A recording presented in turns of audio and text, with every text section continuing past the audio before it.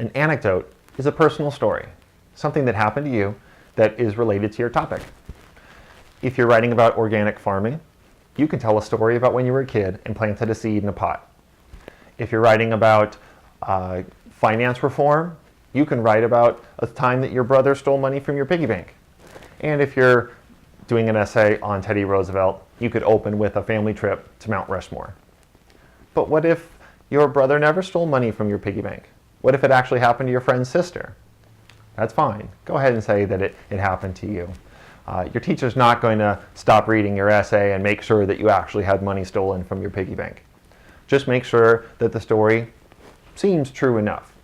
Don't tell a story about how you were living in ancient Egypt or how you invented a car that runs on oxygen, because your teacher won't buy it and it'll defeat the purpose of the hook. It won't get your reader ready to read the essay.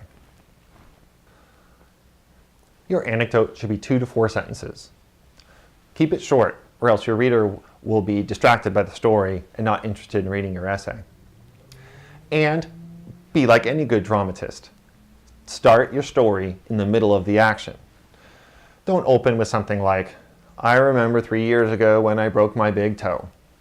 Instead, open with, "Bang, crunch, ouch. Not only had I dropped my uncle's television, but I dropped it right on my big toe." It's a lot more exciting when you open with some action, especially some sort of sound effect or a little bit of dialogue. Every concluding paragraph has one sentence in it that links back to the hook. So if your hook is an anecdote, you're going to put the end of the story in the conclusion.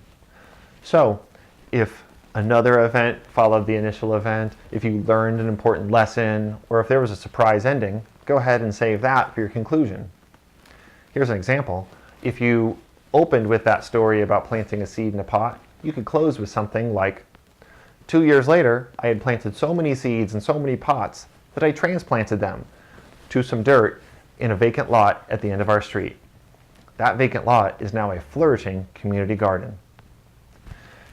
It leaves your reader with a nice feeling.